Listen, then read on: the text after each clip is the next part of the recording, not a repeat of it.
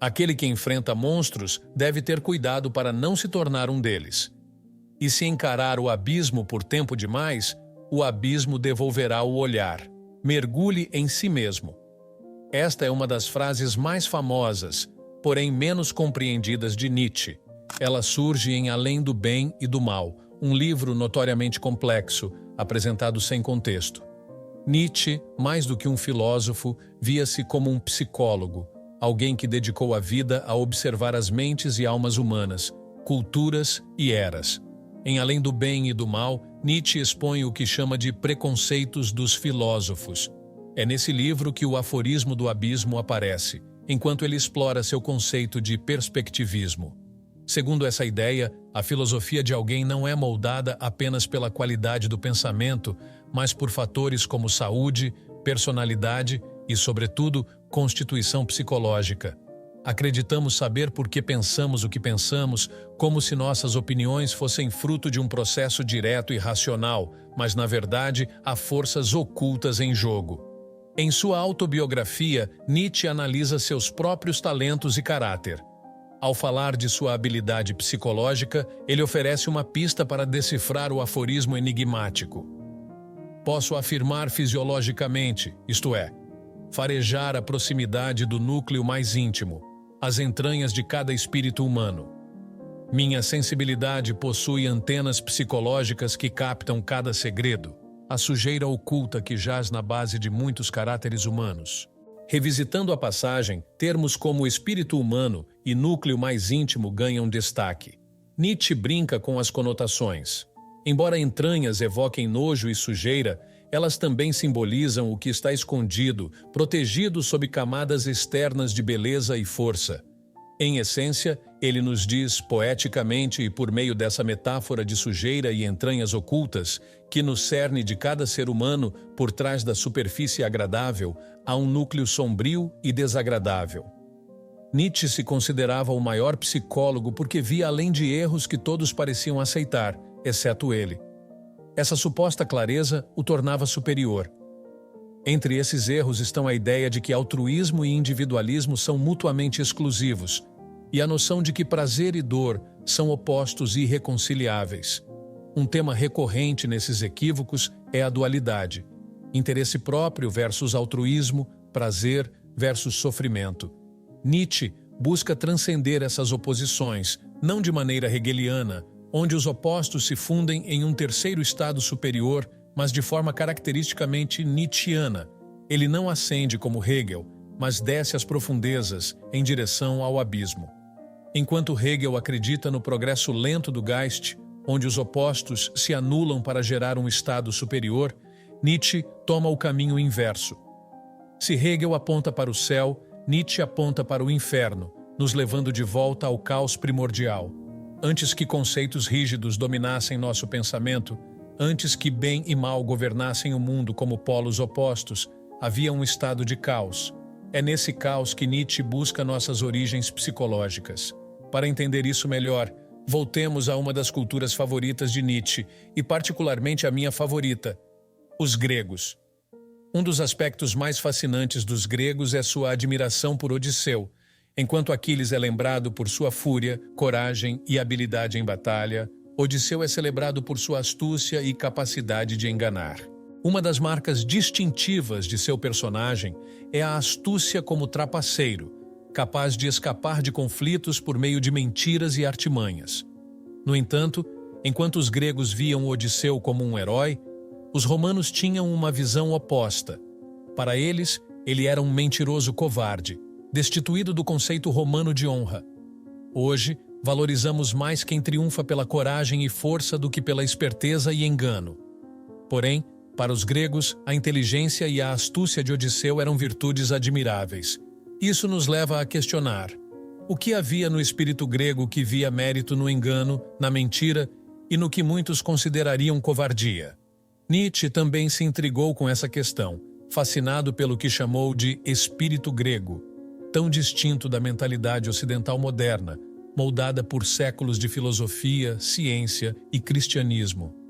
Para compreender verdadeiramente a mentalidade grega, é necessário um esforço monumental: imaginar, mesmo que por um instante, um mundo onde a moral cristã não existe, pois ela era completamente alheia aos gregos. Quando Nietzsche fala dos gregos, refere-se principalmente aos pré-socráticos. Ele argumenta que a cultura grega já declinava quando Sócrates surgiu, e esse declínio se intensificou com a adoção da filosofia socrática e seu método racional. Platão, por sua vez, introduziu uma dualidade ao postular sua teoria das formas, sugerindo que o mundo material, o aqui e agora, não era primordial. Essa filosofia teve um impacto psicológico profundo na cultura e na visão de mundo gregas. Nietzsche defende que os gregos pré-socráticos viam o mundo de forma distinta, não limitados pela dicotomia entre aparência e realidade. Tucídides, o historiador ateniense, é célebre por suas descrições realistas da história, onde as motivações das figuras históricas em sua obra sobre a Guerra do Peloponeso estão enraizadas em desejos humanos como ambição e sede de poder. Para ele, o mundo material era tudo. Ele encarava a realidade com garra, incluindo os aspectos mais sombrios da natureza humana. Platão, em contraste, refugiava-se em seu mundo de formas ideais. Com Sócrates e Platão, a distinção entre aparência e realidade se torna evidente. O mundo tangível, de carne e osso, passa a ser visto como uma imitação inferior do verdadeiro mundo das formas. Mas o que isso tem a ver com Odisseu?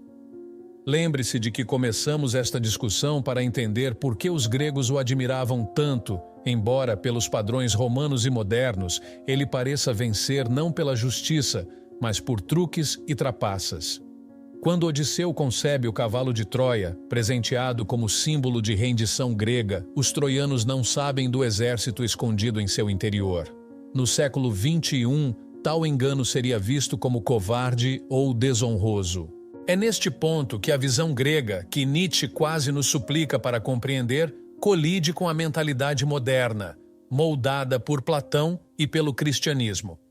Enxergamos algo como a verdade e a aceitamos sem questionar, concebendo-a como algo que existe em um plano independente da nossa realidade material. Vemos a verdade como algo apartado da existência, habitando um reino próprio. Somos tão profundamente imersos nessa perspectiva platônica que mal percebemos sua influência. De fato, a forma do bem é a raiz de todas as outras formas, incluindo a verdade. Filosoficamente, essa é a justificativa de Platão para elevar a verdade acima da falsidade. A verdade, por definição, é parte do bem. O justo e o belo estão intrinsecamente ligados ao bem supremo, e, portanto, o que é verdadeiro é bom, e o que é bom é verdadeiro. A mentira, por sua vez, é má porque não é verdadeira e, assim, não é boa. Foi essa lógica que levou os romanos, séculos depois de Platão, a considerarem os truques de Odisseu como atos covardes e desonrosos influenciados pelo pensamento platônico. Curiosamente, os gregos pré-platônicos admiravam Odisseu exatamente por esses mesmos truques que os romanos condenaram. A linha divisória é Platão e sua teoria do mundo das formas, que alterou para sempre nossa concepção de bem e mal. Agora, ao observar os gregos através da lente de Nietzsche, estamos mais preparados para entender uma de suas maiores críticas filosóficas, já mencionada anteriormente, sua rejeição aos chamados falsos opostos.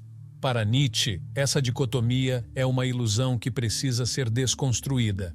A filosofia platônica, convertida em teologia cristã, moldou profundamente nosso modo de pensar. Em grande parte, isso pode ser atribuído à aparência, ao desejo de ilusão, ao egoísmo e à ganância. É possível que o valor das coisas boas e respeitadas resida justamente em sua conexão sutil e intrincada com aquelas consideradas ruins e aparentemente opostas. Talvez este seja nosso primeiro vislumbre do abismo. Platão desenvolveu um sistema filosófico robusto para sustentar sua crença nesses pares de opostos. Em outras palavras, a verdade é preferida à mentira porque participa da ideia do bem supremo, enquanto a mentira não. A religião cristã também poderia defender essa crença. A verdade se opõe à mentira porque emana diretamente de Deus, enquanto a mentira não. No entanto, a crença nesses opostos persiste porque a aceitamos como um ato de fé. Nietzsche foi o primeiro a ousar questionar. E se tudo isso estiver errado? Sua proposição é perigosa, com potencial para revolucionar nossa forma de pensar e enxergar o mundo. Como mencionado inicialmente, Nietzsche se via como um psicólogo e se orgulhava de sua habilidade excepcional nessa área. Ele argumenta contra a existência de oposições tanto na filosofia quanto na psicologia, assim como os gregos pré-platônicos não viam distinção significativa entre aparência e realidade ou entre egoísmo e altruísmo. Nossa psicologia futura deve ser pré-platônica em sua essência. Em outras palavras, devemos olhar além do bem e do mal, não metafisicamente, mas psicologicamente. Nietzsche critica os equívocos dos psicólogos, como a ideia de que altruísmo e egoísmo são opostos, quando na verdade o ego é apenas uma ilusão suprema, um ideal. Tudo isso aponta para o principal problema do filósofo alemão com essas concepções. A percepção de oposição entre termos como altruísmo e egoísmo não passa de uma construção derivada de nossa mentalidade platônica. Em Crepúsculo dos Ídolos, Nietzsche confronta diretamente essa forma de pensar, referindo-se aos conceitos como múmias criadas pelos filósofos ao separarem as coisas da realidade. Esse é o erro fundamental no cerne da filosofia e, por extensão, da psicologia. A crença persistente de que as coisas devem existir por si mesmas, dotadas de uma essência imutável, alheia à morte, à transformação, ao envelhecimento, à procriação e ao crescimento. Os filósofos que seguem Platão tornam-se obcecados por capturar conceitos elevados como verdade, beleza e bondade, acreditando que habitam em algum reino intocável, esperando ser descobertos como tesouros ocultos. No entanto, Nietzsche argumenta que esses pensadores invertem a ordem, colocam o conceito final no início, elevando Deus como a causa primordial, o ser supremo, quando na verdade o mundo material é a essência, o ponto de partida. Se nos libertarmos das lentes platônicas, veremos o mundo como ele é, um caos de viver, onde coisas imperfeitas colidem, mudam, morrem, crescem, erram e enganam. O primeiro passo rumo a uma psicologia do futuro, além do abismo, é abandonar a sedução do ser e abraçar o tornar-se. Isso implica enxergar não apenas o mundo, mas também nossa psique, como um emaranhado de impulsos conflitantes, uma filosofia do fluxo eterno. Qualquer tentativa de capturar um momento singular, de atribuir substancialidade e status conceitual a algo, é cair na armadilha de mumificar a realidade, buscando estabilidade em meio a um oceano de tempestades e transformações. Tentar sistematizar e simplificar a multiplicidade da realidade é reduzir o mundo material a um esquema, como se a razão pudesse domar o desconhecido, o aterrorizante e o perigoso. No entanto, as partes sombrias e perigosas da existência são tão vitais quanto o belo e o verdadeiro.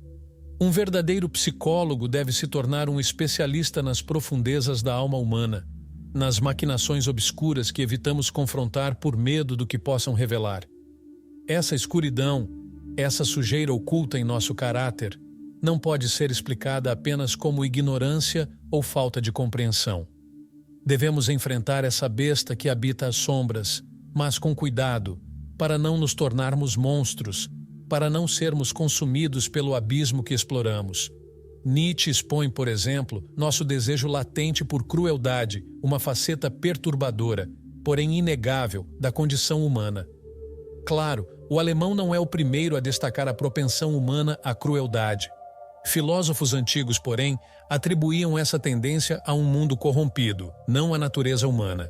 Para Sócrates e Platão, a crueldade brotava da ignorância, uma falha no entendimento da justiça. No cristianismo, o mal humano é visto como herança do pecado original.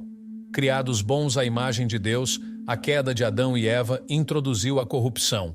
Já os iluministas retomaram a visão platônica, enxergando a injustiça como fruto da falta de educação ou de circunstâncias adversas. Se criminosos e psicopatas abraçassem a razão, veriam seus erros e se redimiriam. No entanto, isso não nega que o desejo de dominar e infligir dor esteja entranhado em nossa essência. Em vez de rejeitá-lo como um defeito, devemos aceitá-lo como parte intrínseca de quem somos. Essa é a escuridão que Nietzsche explora, as facetas sombrias da alma que preferimos ignorar, escondidas sob justificativas superficiais. Ele argumenta que até mesmo nossos atos de bondade são movidos pelo desejo de poder. A crueldade, seja ao ferir ou ao ajudar, revela nossa ânsia por dominar. Nietzsche nos desafia a encarar essa verdade sem desculpas, sem culpar um mundo imperfeito ou idealizações platônicas. Devemos mergulhar nas profundezas de nossa psique, além das aparências, no abismo. Lá, podemos encontrar uma escuridão perturbadora, algo para o qual talvez não estejamos preparados. Nietzsche alerta: ao enfrentar monstros, cuidado para não se tornar um. Ao olhar para o abismo, ele olhará de volta. Essa jornada interior pode revelar uma face sombria que preferiríamos não ver. Enquanto Platão via o mal como mera ausência do bem, uma sombra do ideal, Nietzsche rejeita essa dicotomia. Para ele, não há separação clara entre bem e mal. Se buscamos a beleza, devemos aceitar a feiura. Se almejamos a verdade, precisamos confrontar a falsidade.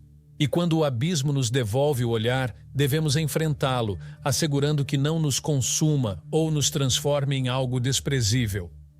Nietzsche expõe um dos aspectos mais perturbadores da natureza humana, nosso desejo inerente de exercer crueldade. Outros filósofos justificavam isso como fruto de um mundo decaído ou da ignorância, mas Nietzsche vai além. Ele revela que até mesmo ações aparentemente altruístas são motivadas pelo poder. Para ele, a busca pelo poder está na raiz de tudo, mesmo quando disfarçada de sacrifício ou generosidade. Nietzsche também desafia a visão cultural de que emoções como o ódio são falhas de caráter. Em sua crítica à moralidade tradicional, ele exalta figuras como César Borgia, muitas vezes mal compreendido por moralistas que preferem idealizar a moderação e a mediocridade, ignorando a energia bruta e indomável da vida. Nicolau Maquiavel, por sua vez, via em César Borgia o arquétipo da competência, astúcia e força, qualidades indispensáveis a qualquer príncipe que desejasse manter o controle e a estabilidade em um mundo político brutal. Em Crepúsculo dos Ídolos, Nietzsche ataca os chamados melhoradores da humanidade, como a Igreja Católica na Idade Média.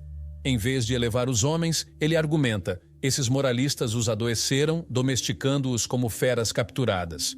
A mensagem é clara: a humanidade precisa recuperar sua natureza selvagem, tornando-se mais perigosa, mas também mais saudável, vibrante e poderosa. No entanto, esse chamado não é uma apologia à destruição sem propósito. Nietzsche não prega a rendição aos impulsos primitivos, mas o domínio sobre eles. Encarar nossas sombras sem ser dominado por elas é a verdadeira medida do poder. O verdadeiro desafio é manter o equilíbrio e a humanidade enquanto abraçamos nossa essência. Para Nietzsche, ceder a todos os estímulos não é sinal de força, mas de fraqueza e decadência. A verdadeira nobreza está em resistir conscientemente, pois a grandeza não reside na reação instintiva, mas na escolha deliberada. Ceder à depravação é um luxo para aqueles que, em circunstâncias normais, governam seus próprios instintos. É por isso que, enquanto o alemão nos incentiva a encarar e aceitar as sombras de nossa alma, ele também nos alerta para que elas não nos dominem. A missão é fixar o olhar no abismo sem cair em sua escuridão, enfrentar o monstro oculto e integrá-lo a nós. O abismo simboliza a parte cruel, corrupta, gananciosa, invejosa e impulsiva que habita cada alma, sendo a minha, a sua, da sua família e de todos que você conhece. Essa natureza que Nietzsche, com suas afiadas antenas psicológicas, tentou trazer ao centro da filosofia e da psicologia, foi alvo de seus opositores, que tentaram erradicá-la do ser humano, buscando aprimorar a humanidade ao suprimir os lados sombrios da psique. Mas Nietzsche viu que essas supostas falhas são tão essenciais para nosso equilíbrio quanto as virtudes. Ele queria compreendê-las não como defeitos, mas como parte do todo, uma integração que exige cautela e moderação. Pois combater a besta com métodos monstruosos não é triunfar, mas sucumbir. Ao olharmos para o abismo e explorarmos os recantos sombrios da alma humana, precisamos estar preparados para o momento em que o abismo olhar de volta. E ao enfrentarmos o monstro das profundezas, devemos ter o cuidado de não nos tornarmos aquilo que combatemos, perdendo nossa humanidade na batalha. Devemos emergir desse confronto não como feras, mas como seres humanos mais plenos. E concluímos reforçando a famosa frase de Nietzsche em Além do Bem e do Mal. Quem luta com monstros deve cuidar para não se tornar um. E se olhar por muito tempo para o abismo também olhará para você.